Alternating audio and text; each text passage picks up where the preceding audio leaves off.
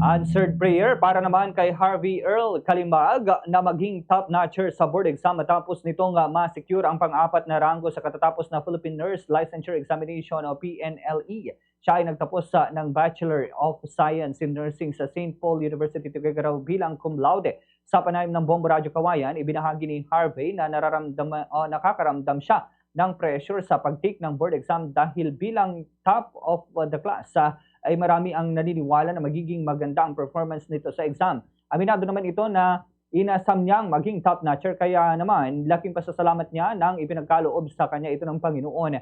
Kwento ni Harvey noong una ay pangarap talaga niya maging pari, subalit nabaling ito sa pagiging nurse kung saan naging inspirasyon niya rito ang kanyang tito na isa rin sa tumulong sa kanya upang makapag-aral. Inaalay naman niya ang kanyang tagumpay sa kanyang tatay na isang maintenance worker sa universidad na kanyang pinasukan na siyang nagsilbi nilang inspirasyon at lakas lalo na noong siya ay nag-aaral pa. Payo niya sa mga kumukuha naman ng board exam na alamin ang kanilang strength and weaknesses upang matukoy kung anong aspeto ng aralin ang dapat pagtuunan ng pansin. Importante rin ang pamamahinga, tiwala sa sarili at panalangin. Dahil sa malapit sa puso ni Harvey ang komunidad ay plano naman nitong manatili sa Pilipinas para rito magtrabaho. Gusto rin niyang magturo at makakapag-inspire ng maraming student nurses sa pamamagitan ng karunungang ipinagkaloob sa kanya ng Panginoon.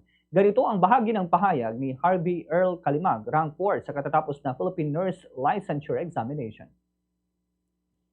Parang overwhelming siya. Of course, I was praying to be the top one.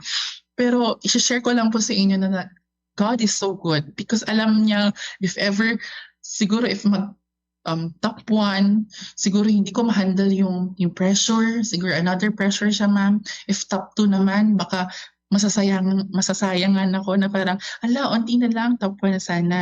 Pag top 3 naman, onti na lang, nag-top 2 na lang sana. But top 4 was the perfect place for me.